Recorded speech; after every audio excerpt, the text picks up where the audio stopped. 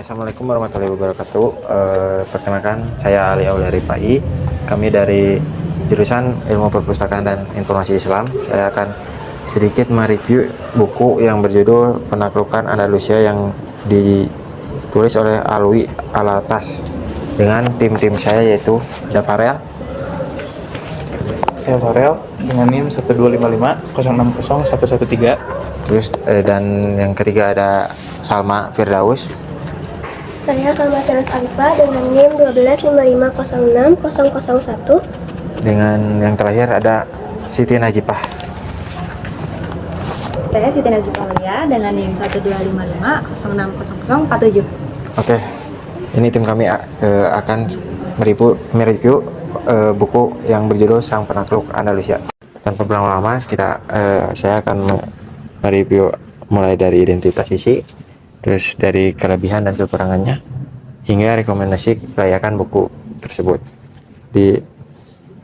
Saya akan mulai dengan identitas dan ringkasan isinya. Oke, baik, kita mulai dari identitasnya. Buku ini diterbitkan oleh penerbit yaitu Zakirul Hakim pada tahun 2007. Lebarnya 160 halaman. Buku ini merupakan seri kedua dari legenda para mujahid yang memang mengangkat tokoh-tokoh pejuang Islam. Secara garis besar, buku ini menceritakan perjalanan dua tokoh utama, yaitu Tariq Ibnu Yazid dan Musa Ibnu Nasir.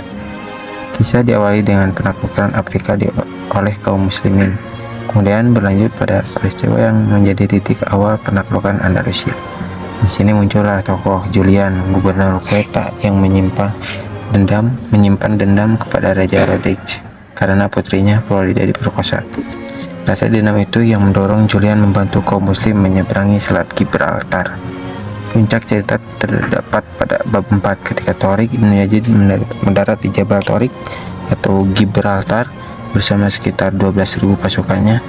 Meskipun jumlah mereka jauh lebih sedikit, pasukan muslim berhasil mengalahkan tentara Visigoth yang dipimpin Raja Roderick dalam pertempuran Wali Laka yang terjadi pada bulan Ramadan. Kemenangan ini menjadi awal terbuka wilayah Andalusia bagi pemerintahan Islam. Namun, akhir kisah ini cukup mengharumkan. Setelah meraih kemenangan besar, Musa Ibnu Nusair dan Tariq bin Yazid justru dipanggil ke Andalusia oleh Khalifah Sulaiman. Musa dikabarkan dipenjara dan mengakhiri hidupnya dalam keadaan miskin, sedangkan Tariq masih menjadi misterius karena tidak ada catatan sejarah yang pasti. Dari alur tersebut kita dapat melihat bahwa buku ini tidak hanya menceritakan kemenangan dalam peperangan, tetapi juga menggambarkan bagaimana politik, ambisi kekuasaan, dan perubahan nasib dapat mengaruhi kehidupan para tokoh sejarah. Hal ini yang membuat isi buku menjadi menarik sekaligus memberi banyak pelajaran bagi pembaca. Baik, terima kasih Saudara Ali. Selanjutnya, saya akan menerangkan beberapa kelebihan dari buku ini. Pertama, gaya penulisannya sangat menarik. Alwi Alatas sebagai penulis tidak menyampaikan sejarah dengan cara yang kaku seperti buku teks pada umumnya, tetapi menggunakan gaya naratif yang mengalir sehingga pembaca seolah-olah sedang membaca sebuah novel epik. Di dalam buku ini terdapat berbagai kisah yang penuh ketegangan, seperti peperangan besar, strategi militer, pengkhianatan, hingga kisah romansa antara Abdul Aziz dan janda Raja Roderick. Penyampaian seperti ini membuat pembaca lebih mudah mengikuti alur cerita dan memahami peristiwa sejarah tanpa merasa bosan. Oleh karena itu, buku ini sangat cocok dibaca oleh mahasiswa maupun masyarakat umum yang baru mulai mempelajari sejarah Islam di Andalusia. Kedua, buku ini dilengkapi dengan peta dan ilustrasi yang sangat membantu pembaca dalam memahami jalannya peristiwa sejarah. Misalnya, terdapat peta yang menunjukkan rute perjalanan pasukan Tariq bin Ziyad dari Ceuta menuju Toledo, serta peta perjalanan Musa bin Nusair ketika melanjutkan ekspedisi ke wilayah Andalusia. Kehadiran peta-peta tersebut memudahkan pembaca membayangkan kondisi geografis, arah pergerakan pasukan, serta wilayah-wilayah yang berhasil dikuasai.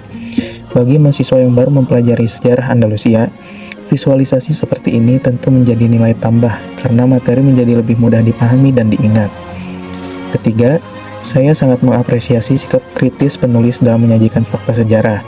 Olga Alatas tidak begitu saja menerima semua cerita yang telah lama berkembang di masyarakat.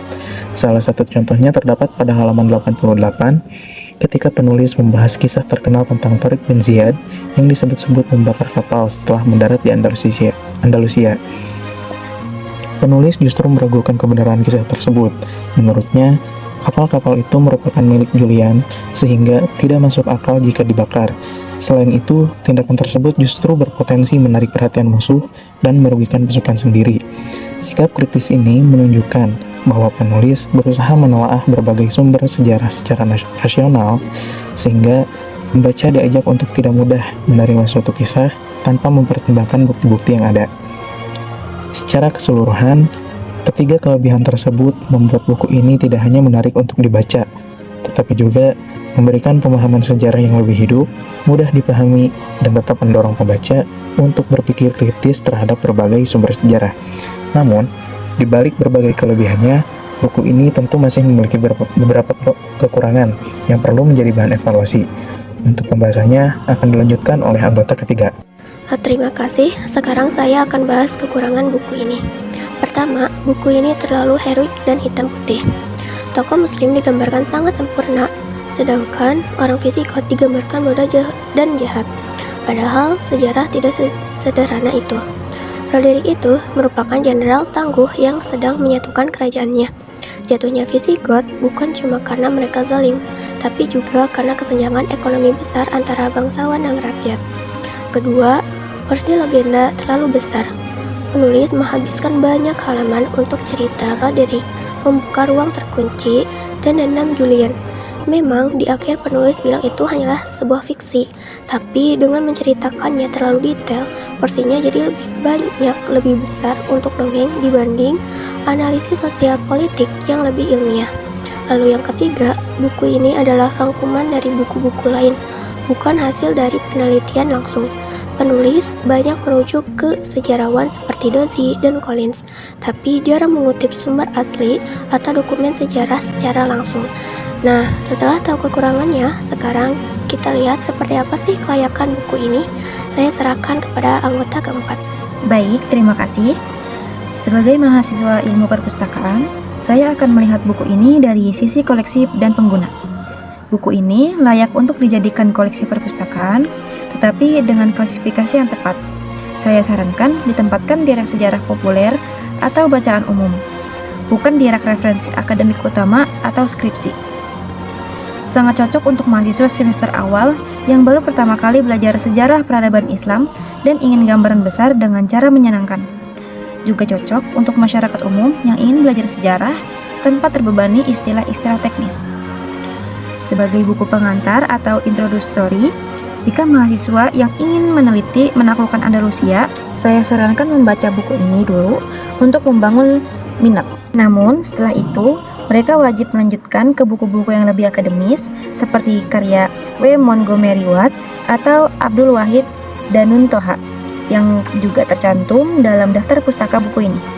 Nah, kelemahannya, karena tidak memiliki indeks tematik dan catatan kaki yang sangat ketat, buku ini tidak direkomendasikan untuk koleksi tugas akhir atau skripsi. Nah, segitu saja, sekian dari saya. Mari kita tutup dengan kesimpulan bersama. Kesimpulannya, buku ini sangat menghibur dan memotivasi. Tetapi untuk kajian akademik, kita harus membacanya dengan filter. Kelebihan dari buku tersebut ada pada gaya cerita dan visualisasi peta. Kekurangannya ada pada dominasi legenda dan minimnya analisis ekonomi politik yang mendalam. Baik, kesimpulan dari saya yaitu rekomendasi buku ini tuh layak untuk bacaan populer di perpustakaan, tetapi tidak cukup untuk referensi skripsi karena tidak memiliki catatan kaki yang sangat ketat. Demikian dari kelompok kami, semoga bisa bermanfaat bagi teman-teman maupun dosen. Kami ucapkan terima kasih dan wassalamualaikum warahmatullahi wabarakatuh.